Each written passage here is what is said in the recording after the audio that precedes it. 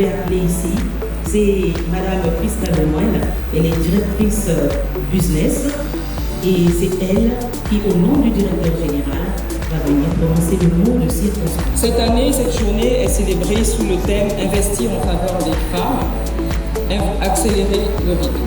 Servas a pour ambition de faire un focus sur les efforts faits et à faire pour la promotion du bien-être social. Continuer à briller de mille feux, mesdames les panélistes, et surtout d'inspirer nos jeunes filles. Voilà. Je vous remercie de votre attention et au nom de MTN Congo, du directeur général, M. Ayaboussa, nous vous remercions. Merci. Madame Cindy Gamassa, elle va venir pour une petite séance de motivation. Je suis née un 8 du mois de mai. J'aurais bien voulu que ce soit aujourd'hui la fête de la femme, mais ça reste un chiffre très symbolique. Pour ceux qui ne savent pas, le chiffre 8 représente la fertilité, les possibilités. Et donc la date du 8 mars est une date symbolique à ce titre et doublement parce qu'elle a été instaurée comme journée de commémoration des droits des femmes. Alors pour la petite histoire, mes parents m'ont appelée Isola. Cindy Gamassa, Cindy est un prénom commun américain, mais Isola est un prénom qui a une signification bien plus profonde. C'est une attache africaine. C'est le sens même de mon identité. Dans la langue de mon père, ça veut dire la fierté de la famille. Dans la langue de ma mère, ça veut dire je l'ai désiré.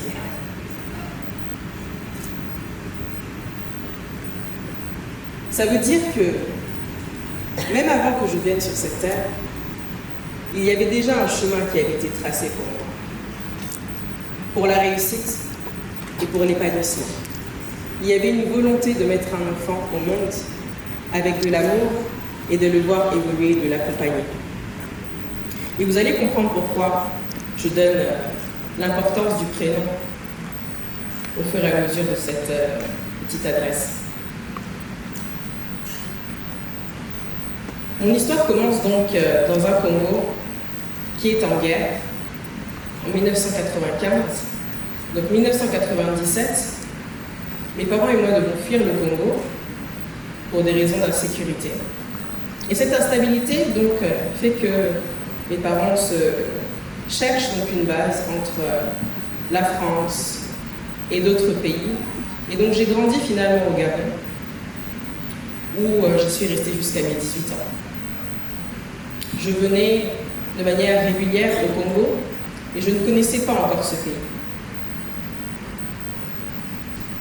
J'effectue mon grand retour au Congo pendant la crise Covid par choix.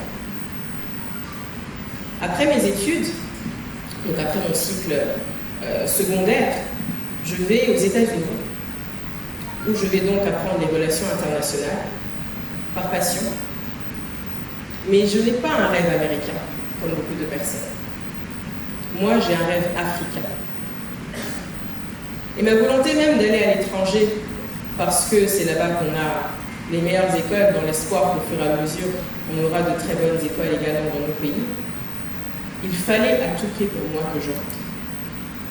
Et j'ai saisi une opportunité qui s'est présentée pendant la crise Covid, qui était celle de devoir se retrouver, cloîtré entre quatre murs, de passer ce temps de réflexion ici, chez moi, au Congo. C'est de là que mes entreprises dans le digital sont nées. Parce que des relations internationales, j'avais une passion sur le côté. Je aimais manipuler les appareils, le digital, le numérique, coder, surfer, explorer. Et pendant le Covid, il se trouve que nous n'avons pas d'autre choix que d'utiliser nos appareils digitaux pour pouvoir communiquer et fonctionner avec les autres. Et c'est de là que je crée donc Numérica. Numérica est une entreprise de communication 360, concentrée donc sur la communication digitale, qui a permis un programme À nous l'avenir pendant la crise Covid qui mettrait en avant les talents locaux congolais. Parce que j'avais une question dans mon cœur, c'était de savoir de quoi sont capables les Congolais. Moi qui suis Congolais, à qui puis-je m'identifier? Quels sont les modèles que je peux avoir et ces modèles-là que je peux également transmettre ou du moins publier pour que d'autres personnes puissent également les voir? À travers À nous l'avenir, nous avons donné la voix à des Congolais qui ont du talent, qui ont des produits made in Congo qui avaient besoin d'être reconnus et vus. Nous avons permis de les mettre en avant. Et donc à travers Numérica, c'est cette expérience que j'ai continuée. Ça, ce n'est qu'un aspect de l'entrepreneuriat. L'entrepreneuriat est fait pour avancer. Comme je vous disais, il nécessite de la curiosité, de la recherche et une connaissance de ses passions. Enfin, étant au Congo et invité donc, sur des plateaux à l'international, j'ai eu l'opportunité d'aller en Côte d'Ivoire pour assister à un forum sur la cybersécurité et donc représenter la voix du Congo. Parce que dans le secteur, la sphère de la cybersécurité, il y a un besoin de communication, mais également un besoin de connaissance des dangers que l'on peut trouver. Aujourd'hui, on parle de cyberharcèlement, de cyberréalité. C'est un tout autre monde que nous créons, chacune d'entre nous, à force d'y être et de partager des images, de partager du contenu, de partager du data. Donc j'ai dû approfondir ma connaissance en passant d'une simple community manager, simple directrice d'agence, à une personne qui fait vraiment désormais davantage partie des acteurs du numérique. Alors, lors de ce voyage en Côte d'Ivoire, le représentant des ministres, donc le ministre des Postes et Télécoms, avait été invité mais n'avait pas eu l'opportunité de s'y présenter. Au moment où on avait absolument besoin d'une représentation du Congo, j'étais la seule Congolaise qui avait la possibilité de pouvoir dire un mot et de rencontrer des officiels au nom de ce ministre qui d'ailleurs m'avait accompagné lors de l'ouverture de Numérica. Et donc, le fait que je me retrouve au bon moment, au bon endroit, a permis qu'il y ait un retour positif sur mes actions, sur ma personne, qui a touché un homme et qui, à l'instant T, m'a donc promu comme chargé de mission genre et inclusion au sein du ministère des Postes et Télécoms. Voilà un petit peu pour vous brosser l'évolution de ma carrière et vous donner un peu le sens du début d'une histoire qui commence avec une formation qui est peut-être différente du domaine dans lequel j'exerce aujourd'hui. Mais voyez-vous, au sein d'un ministère, je fais donc le pont entre ma passion, mes études et la personne que je suis. Cette histoire, c'est pour vous inspirer, à savoir qu'on ne sait pas forcément dans quelle direction on peut aller pour atteindre notre objectif, mais le plus important, c'est de savoir où on veut aller. De faire les choses avec amour et de continuer à avancer. Quand bien même on va se retrouver face à des obstacles, à des échecs, des périodes comme la crise Covid, qui aurait pu être une période où j'aurais baissé les bras, mais j'ai choisi d'être résiliente et de voir l'opportunité à travers ce monde. Pour cette volonté de continuer à évoluer parce que je suis une femme ambitieuse, je sais que ma carrière commence à peine. J'aimerais bien vous en dire plus, et c'est possible d'ailleurs, parce que dans les autres pays, on voit des jeunes femmes, des jeunes hommes qui sont promus à des postes importants, qui prennent des postes de direction, même dans les entreprises publiques et privées. Mais comme beaucoup de femmes, je me heurte à un plafond de verre. Dans le monde de l'entrepreneuriat, dans le monde des affaires, dans une quelconque carrière, où la femme peut être sous-représentée, où le premier ennemi de la femme d'ailleurs peut être une autre femme, nous avons un plafond de verre au-dessus de notre tête. Alors mon histoire qui était quelque peu spéciale, parce que mes parents m'ont appelée Isola et qu'ils ont mis tous leurs espoirs en moi, parce que j'ai pu transformer des situations difficiles en situations à mon avantage et qui profitent à beaucoup plus de personnes que moi-même, ne l'est plus parce que je me retrouve à un carrefour avec d'autres femmes. D'autres femmes qui sont bloquées parce qu'elles n'arrivent pas à avancer, parce qu'elles ne voient pas les opportunités, parce qu'elles ne savent pas comment faire le pont, parce qu'elles manquent d'outils, elles manquent de financement, elles manquent de connaissances. Et vous voyez l'image d'un carrefour, on peut même la représenter par une image très palpable au quotidien, qui est celle des conducteurs. Si vous voyez, si vous avez déjà eu l'opportunité de conduire, ou même si vous êtes dans une voiture, lorsqu'on se retrouve à un carrefour, on a très peu d'options. Parce qu'on est déjà engagé, il faut avancer. Alors qu'est-ce qu'il faut aujourd'hui pour que les femmes comprennent qu'elles sont à un carrefour, que le monde a évolué, qu'il y a déjà eu des avancées importantes dans le sens de la condition des femmes et des droits qui leur sont octroyés. Mais il manque une toute petite chose. Ce n'est pas que la volonté, c'est la solidarité. À un carrefour, pour qu'une voiture puisse avancer s'il y a plusieurs voies, il faut qu'une voiture s'engage pour laisser le passage aux autres.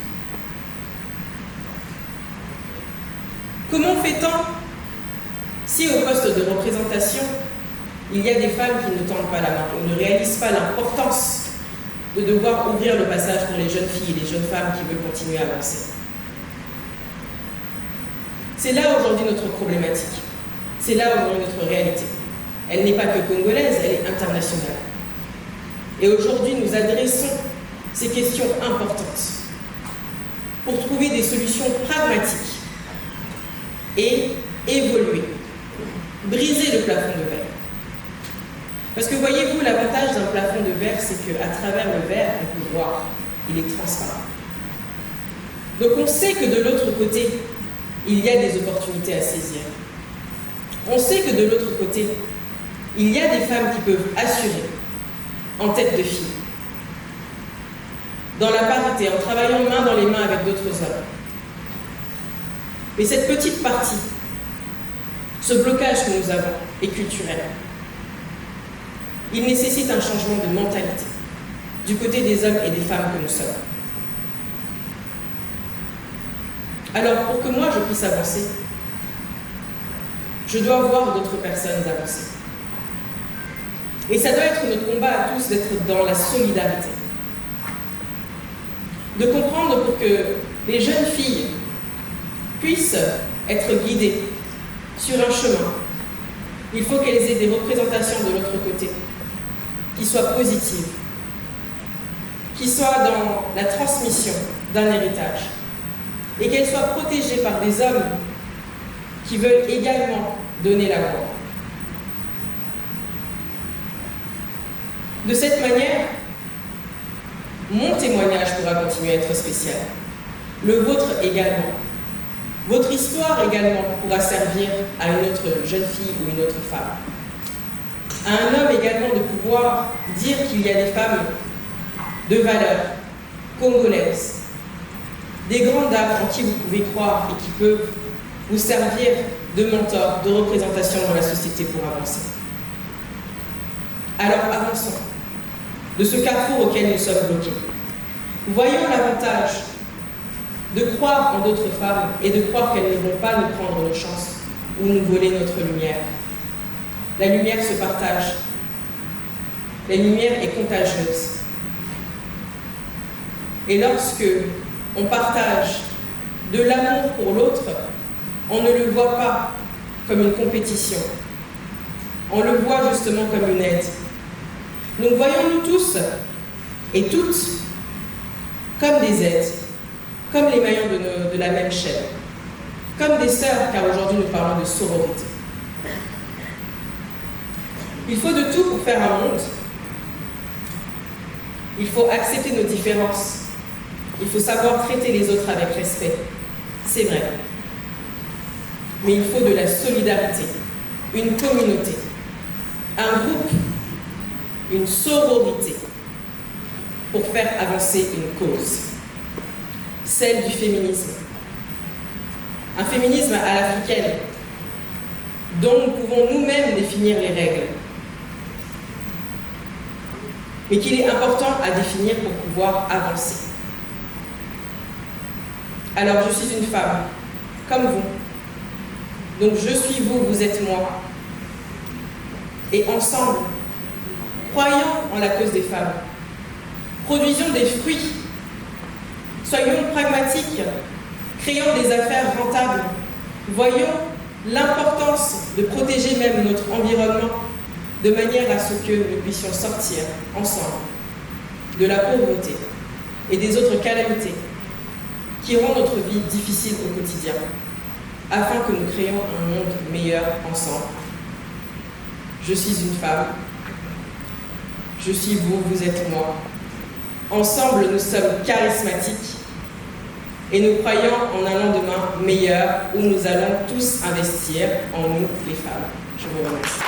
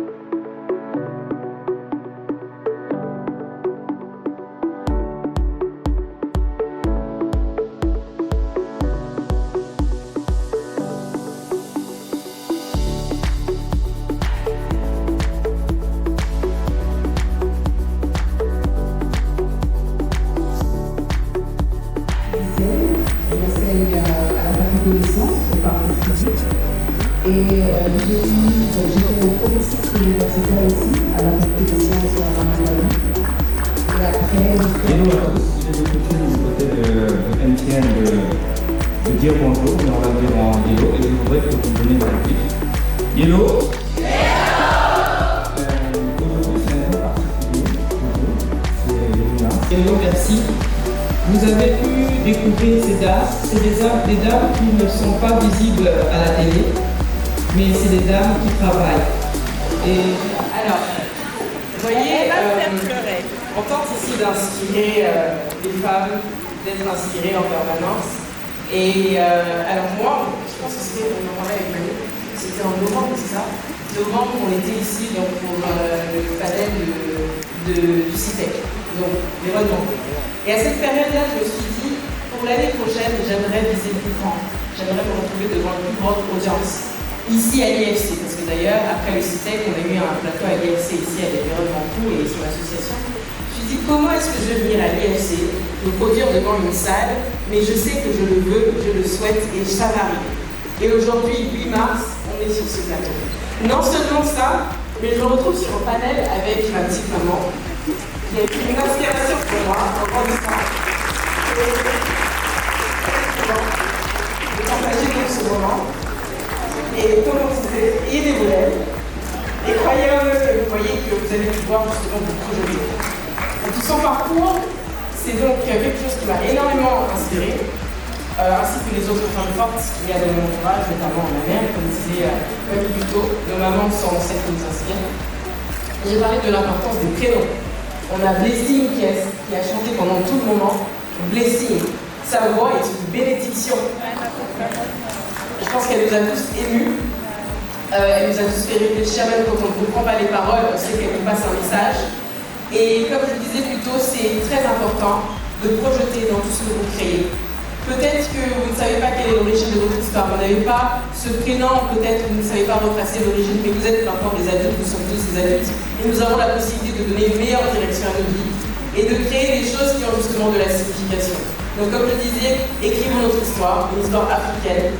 Le Congo est vraiment une terre fertile, nous avons la possibilité d'avoir des rêves qui deviennent réalité, nous en sommes la preuve, et vous pouvez être cette next generation, peu importe l'âge que vous avez, qui va réaliser des rêves, qui va ouvrir la porte pour les femmes. Et merci, merci, merci à MTV. Merci à tous. Merci aux panélistes. Voilà, nous allons devoir nous accompagner à l'extérieur, les hôtesses